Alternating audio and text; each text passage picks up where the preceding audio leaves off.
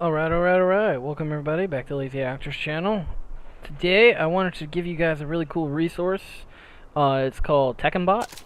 What this basically allows you to do is get in real-time frame data.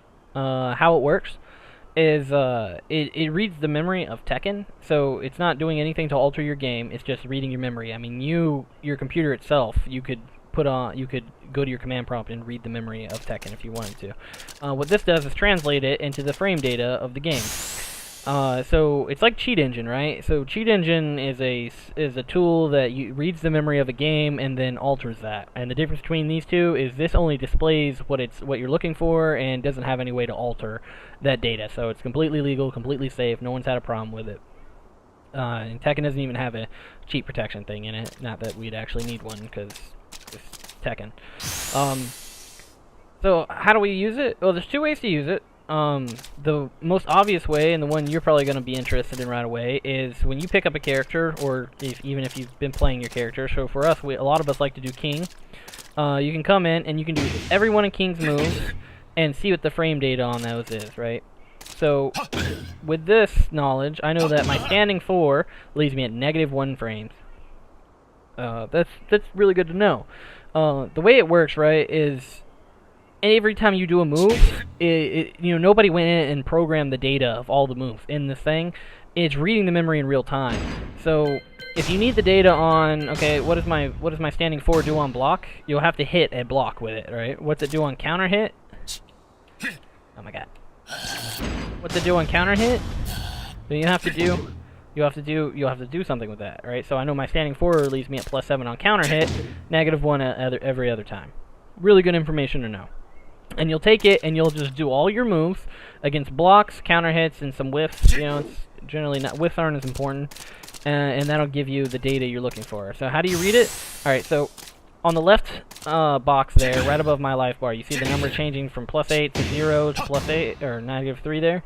That's the current frame. That's the frames that your move left you at. All right, and all the way to the right on that box is player 2 side. So when he does a move or you do a move that changes his frames, it'll tell you there. There's very few of those moves, so you basically just need to know that every time he does a move, it'll tell you on the right. And then how to read the bar here. So starting from the left where it says calm in that bracket, that's the input of your move. Just a quick note here. There are a few moves in the game that it doesn't really know how to classify, so it doesn't know what input you use there. It'll still give you all the appropriate information accurately, but it doesn't always know. So it doesn't understand a running 2, so it just tells you unknown. It doesn't matter, you'll know what move you did. So the next bracket is type, and that just tells you where the move hits. So if it's a high, it'll tell you high. If it's a low, it'll tell you low. If it's a mid, it'll tell you mid. That's, pretty simple there. ST stands for startup frames. This is how fast your move is. So, I mean, the easiest way to talk about that is, you've probably read Tekken jargon or heard people talk about your punish moves. 12 frame, 10 frame, 13 frame, 15 frame punishes, stuff like that. Every character has some punish moves. All that means is these particular moves come out faster than the recovery of certain blocked moves. For example, if I do, just to give you a quick example, if I do this move right here, it leaves me at -12 frames. So as Dragunov, if I wanted to punish that move, then I would have to do a 12 frame punisher, and just my standing 4, it takes 12 frames to come out. So as long as I'm quick about it, I'll be able to hit them before they can block again. That's all a punish is. All right. The BLO stands for block frames. So when he blocks a move, it tells me what frame data I'm left at on that block. So with this, you can go through and find all your safe moves on block. Anything that's -10 or higher means it could be punished, though 10 is a lot harder to punish because you have to be fast and on point with a jab. The next one is on hit. So what that basically means is when you hit somebody with this move, what's it leave you at? All right, and we'll be talking about how to apply some of this data yourself. All right, the CH option here, this is counter hit data. You have to hit the counter hit to get it. Let me. Oh, wrong move. That actually leaves me -3 on counter hit. Alright, so that leaves me at plus 13 on counter hit. So that's a CH. ACT doesn't seem to matter. I'm not quite sure what it's talking about. I haven't figured it out, and I can find no missing information, so it doesn't matter. TOT is the total amount of frames that your move took to come out. That means your startup and your recovery all together or something, I think. Don't quote me on that, but that seems to be what it is. Recovery frames. Now this is pretty important. That when you hit with a move, it'll yank the recovery frames. So if you whiff a move, it takes you that many frames to get back to where you can block. It's less important than the other ones, but it's still something that you should keep in mind. So you might even have a couple moves that are fairly safe on whiff, right? So I don't, but or I don't know any, but you know, you never know. So you know, basically your fastest moves will have shorter recovery frames. Easy peasy. Now, the second way we can use this, right? So the first way we're going to use it is we're going to come into practice mode, and we're just going to use all our moves on hits, on counter hits, on blocks to get an idea of what it leaves our frames at. The second way we use it is I like to use it in matches, right? So the other day I made a video talking about one of the things I didn't like about Tekken was that in the match I have to face something I don't understand, I don't know how to deal with, take it into practice mode. That means I have to stop playing the game, go into practice mode, and set up that character to do whatever it was that was fucking me up, and then and figure out my ways to deal with that. Now, it doesn't completely take away this problem. For example, if somebody's using a particularly abusable string against you, and you don't know when to duck, and you don't know when to parry, or when to dash side left or right, you still have to come to practice mode to do that. But where it does help is, if somebody does a launcher, and I don't know the frame data of that launcher, it'll show me in real time, right? So, let's say I'm fighting a Dragunov, and I've never seen this move before in my life, right? So because I don't know this move, I'll probably just default to a 10-frame punish, because it's obvious it's a launcher, so I'll probably just do a quick 10-frame punish. That's not, that's not really what I should be doing. I should be doing a specific punish for that move.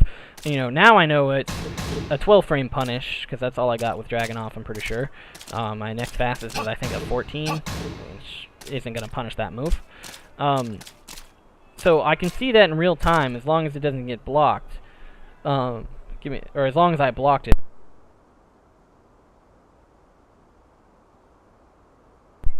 Sorry about that, excuse me. So as long as I only got hit by that move, right? So a couple times, don't be relying on this to try to do in the fights. Tekken's too fast-paced. So if you get hit with some weird move, for example, Paul's Death Fist. I was using this while I was fighting him. He hit me with it. I didn't know how to deal with it. I looked up, because it was the only move that hit me. I blocked it, and I saw, okay, it's negative 17. No, it was negative 18. So I know, just from playing around with Dragunov, that this move right here is my fastest long-range launcher. And it's safe on block, too. So I knew that. So next time he tried to get me with that Death Fist and I blocked it, I was able to launch him. Wasn't consistent because of the range Death Fist pushed me at, but I wouldn't have known that without going into the test phase had I not had this app. I would have had to get crushed by Paul, or just deal with that move constantly being able to be spammed and not know how to deal with it, and then come back into this and learn it later, and then the next time I saw that Paul, he wouldn't be that scary. So that was really nice.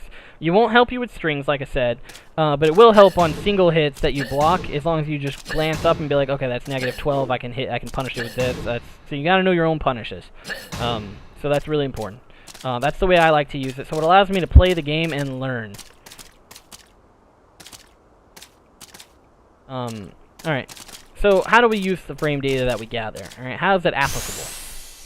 Okay, so the general flow of combat, right? The general rule of thumb is, when you're at plus frames, you can continue your offense, and when you're at minus frames, you need to go on the defensive. And if you fail to go on the defensive when you're at minus frames, you're going to get counter hit, or you're going to get beat out by other moves, almost no matter what they are. So the best example I can give you is when I do my down 3, it leaves me at negative 4. That basically means I gave up my turn, right? So I blocked a couple of his hits, and then I do my down 4. I gave up my turn for this damage. That's basically all I did there. That's what my low represented. And a lot of lows in the game are like that, where they leave you at negative frames. Like, Dragunov has one of the few that leaves you at neutral. Both of us will be at neutral when we do this. So when I hit him with this, I'm at neutral. Alright, frame advantage only lasts for a split second, So it only matters when you're linking moves or trying to get into your opponent's combo. So that's the only time it matters. Alright. Excuse me. And what that allows you to do is kind of give you a better understanding on whether or not you can link your offense and continue going, or if you need to go on the defensive. And some real-world examples of this. Alright, so let me make sure he's on block. Let's say that I hit with this move right here. It leaves me +6 on +6 frame advantage. Alright, so what does that translate to? Okay, so for my down 2, it's 18 frames to start up, right?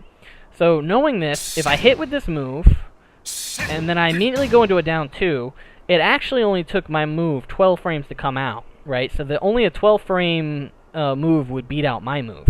So this is pretty important. And the way you calculate this is just take your startup frames, minus the plus frames that you got left at, and that any move that doesn't beat that number can't beat your move. So basically anything that's 9 or lower is uninterruptible. I think a good example of this is if I get a counter hit on my down 2 and do that move, it's uninterruptible. If they do anything other than block, I hit them with that move. Because that move's got a 15 frame startup and I'm -13. That's a 2 frame move. I'm +13. That means that frame, I had 2 frames in there. So they can't beat that out. There's no way they could beat it out. So if they don't block, they get launched. Okay, so that's a nice way to use it. Something I've used quite often. Alright, so that one's 11 frames, so that's less than 0 frames to come out. In other words, if they do anything other than block, they get hit. So that's how you basically use that. And when you're going through your moveset, keep in mind, the best way to use your frame data is to first know the frame data of your character. Go through your move list like so. Every move that you have, hit a block with it, hit a hit with it, and then do a counter hit with it. Alright? There won't be too many that you really need to know. You basically just need to pick out the 2 things you need to pick out, right? There's not going to be a whole lot, so it should be easy for you to memorize within a day or 2.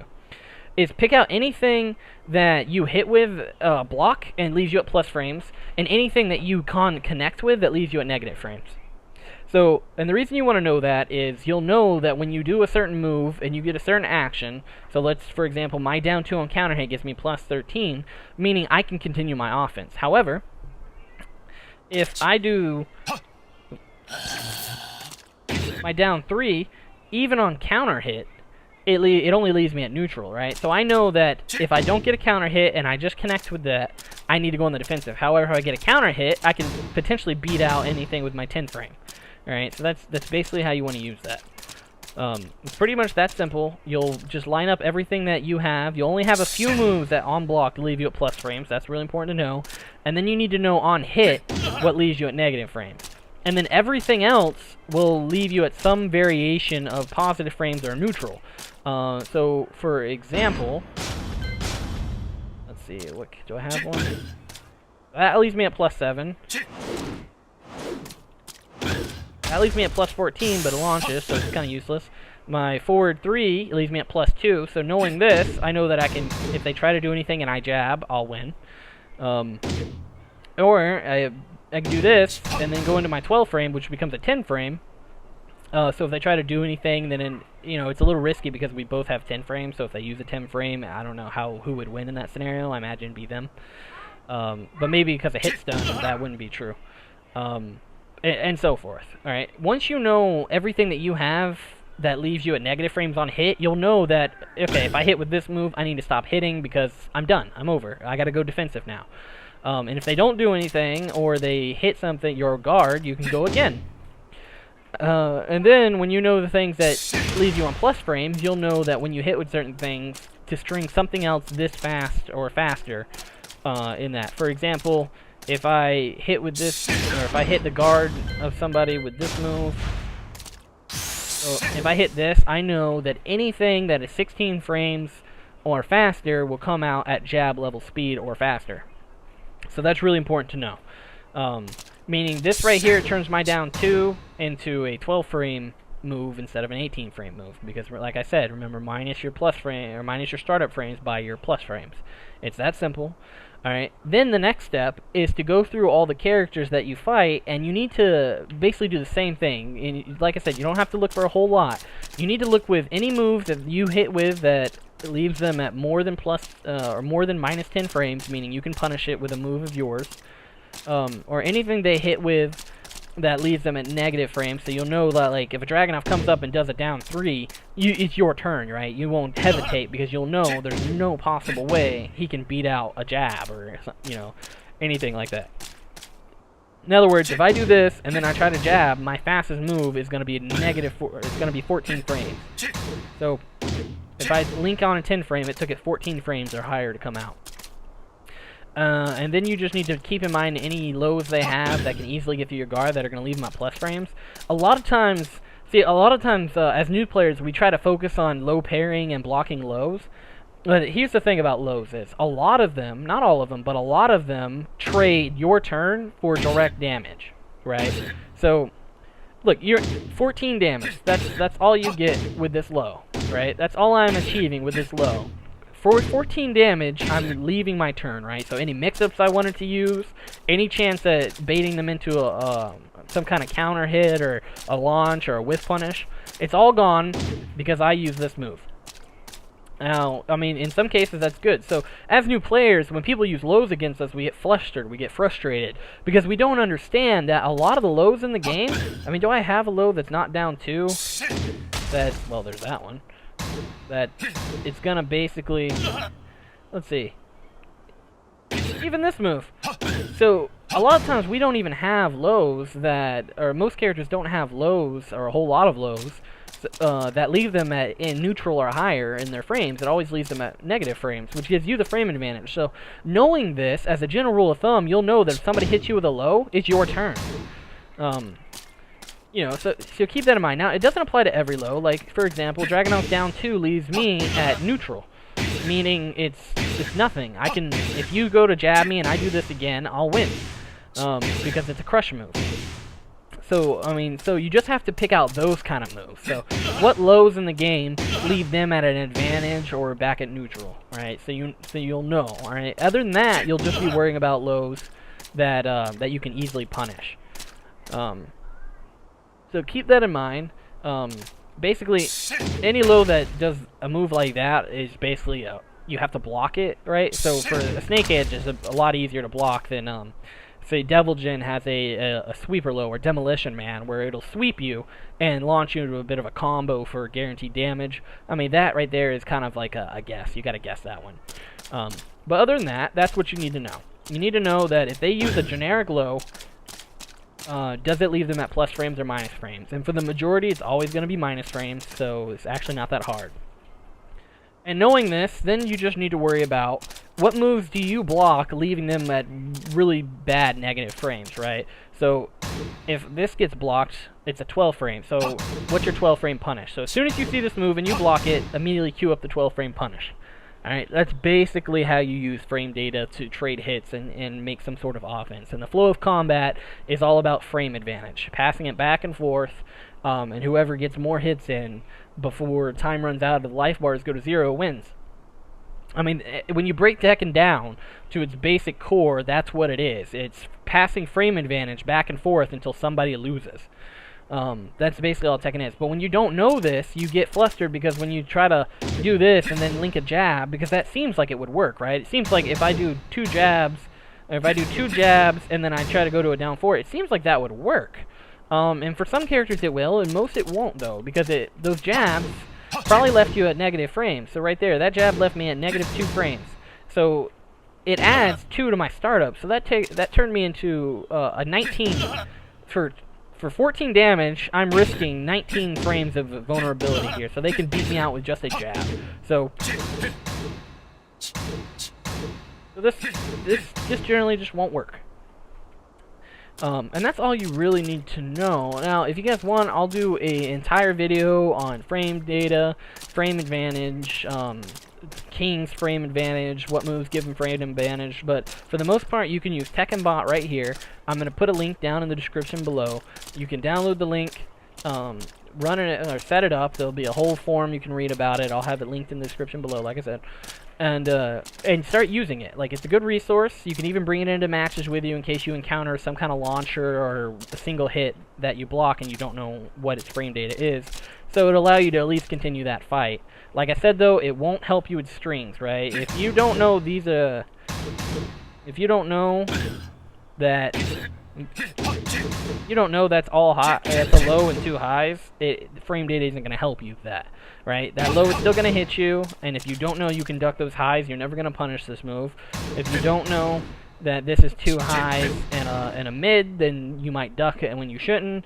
If you don't know that it can turn into a grab, you'll be flustered, right? You still have to go into practice mode. You still have to run those strings. There's nothing you can really do about that. Alright, thank you very much for watching. If you liked the video, throw me a like, that'd be great. Otherwise, please leave a comment. Let me know what you liked about the video, any questions you might have, comments, complaints, concerns. I'd love to read them all. It's actually the best part about making YouTube videos, is seeing what you guys give me back as feedback. And until next time, I'll see you in the next video.